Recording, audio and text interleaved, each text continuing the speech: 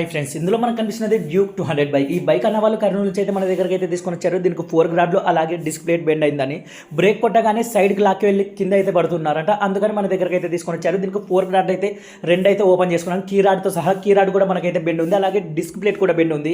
Break కొట్టిన వెంటనే సైడ్కి పూర్తిగా లాక్కొని వెళ్తుంది, అలాగే బ్రేక్ కూడా పట్టేస్తుంది. దీనికైతే రివర్స్ సిస్టమ్ అయితే ఉంటుంది. మనకి 4 కాయిల్సీలు ఇలాంటివి కూడా కేటీఎం బైక్లకు కానీ అలాగే డామినర్ బైక్లకు కానీ ఎవరికైనా ఇంట్రెస్ట్ ఉందంటే నేను ఫుల్ వీడియో అయితే పెడతా, ఎలా ఓపెన్ చేయాలి ఏంటి ఈ 4 గ్రాడ్లనని.